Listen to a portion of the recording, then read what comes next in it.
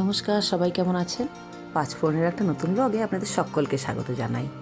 তো আজ চলে এসেছি তারাপীঠ মন্দিরে মা তারার কাছে পুজো দিতে। আমরা জয় মা তারা পূজা ভাণ্ডারে দাঁড়িয়ে আছি। দিদি কিনছে ডালা, সঙ্গে আছে মামনি আর আছে চুমকি, এই হচ্ছে দিদি আর আছে আমার ছেলে।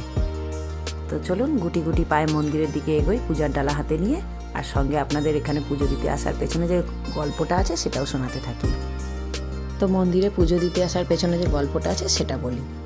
এসেছি মাসি শাশুড়ির ছেলের বিয়েতে, ছোট ছেলের বিয়ে।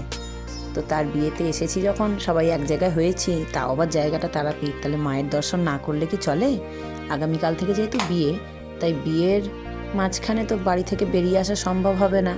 আর সবাই যখন হই হই রই রই করতে ব্যস্ত থাকবো অনুষ্ঠান বাড়িতে, তখন কোনো কারণেই বেরোনো সম্ভব হয়ে উঠবে না। তাই ভাবলাম বিয়ে শুরু হওয়ার আগে একটু মায়ের দর্শন করে পুজো দিয়ে তারপর বাড়ি গিয়ে বিয়ের কাজকর্মে লাগবো। তো আমরা সবাই মিলে চলে যাচ্ছি পুকুর পাড়ের দিকে, যেদিকে লাইন দেওয়া হয়। লাইনে দাঁড়াবো, সঙ্গে যে ভাইটি আছে ও ফোন নাম্বারটা দেওয়া নেওয়া করে নিল, বললো যে তোমরা লাইনে দাঁড়াও, লাইনটা একটু এগিয়ে আসলে বলবে। তো আমরা গুটি গুটি পায়ে সিঁড়ি দিয়ে নামছি। মামনি ধরে আছে ছেলের হাত, দিদির সঙ্গে আছে চুমকি, আর এই যে লাল জামা পরে ভাইটি, ও আমাদের পুজো দেওয়াবে। তো বললো যে চিন্তা করো না, আমি ফোন নাম্বারটা নিয়ে নিচ্ছি। যেহেতু গতকাল মায়ের এখানে ছিল নবান্ন, তাই এখানে প্রচণ্ড ভিড়, কালও ছিল, তাই আমরা জেনেই কালকে বাড়ি থেকে বেরোইনি পুজো দিতে আসার জন্য। আজ এসেও দেখছি এখন অলরেডি বিকেল 4টে বাজছে, এখনও এত পরিমাণ ভিড়। এইবারে যদি এই ভিড়ের মধ্যে আমরা পুজো দিতে যাই, তাহলে সন্ধ্যে 5:30টার মধ্যে মায়ের গেট অলরেডি বন্ধ হয়ে যায়। তো আমাদের পক্ষে দেওয়া সম্ভব হবে না, তাই ভাইটি ফোন নাম্বারটা নিয়েছে, যাতে আমাদের হাফ লাইন আসলে ও আমাদেরকে ভেতর দিক থেকে নিয়ে চলে যেতে পারে। চলুন এখন লাইন দিই, লাইনে গিয়ে একটু দাঁড়াই, তারপর দেখি কি হয়।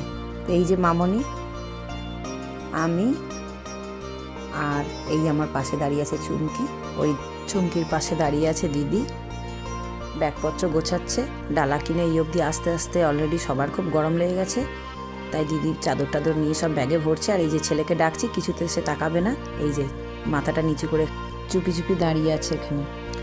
তো এতক্ষণ লাইনে দাঁড়িয়ে থাকতে থাকতে আমরা বুঝতে পারলাম এই লাইন ঠেলে এত ভিড়ের মাঝখানে যাওয়া সম্ভব না কোনো মতে মায়ের সামনে। ততক্ষণে সন্ধে হয়ে যাবে এবং গেটও অলরেডি বন্ধ হয়ে যাবে। তো অবস্থা দেখে দিদি আবার দেওরকে সাথে সাথে ফোন লাগালো। ফোন লাগাতেই দেওর একজনের নাম বলে দিল, সেই ভাইয়ের নাম্বার নিয়ে তাকে ফোন করতেই সে এসে আমাদেরকে ভিআইপি গেট দিয়ে একদম মায়ের সামনে নিয়ে চলে গেল। তো যাক, আজকের ভাগ্যটা খুব ভালো ছিল আমাদের, যে আমরা এত কাছ থেকে এত সহজে মায়ের পুজো দিতে পারবো।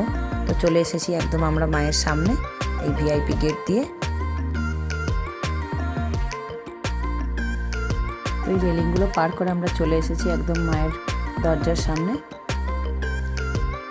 আর খানিকক্ষণের মধ্যেই এই সিঁড়ি দিয়ে উপরে উঠবো, কিন্তু প্রচণ্ড পরিমাণে ভিড়।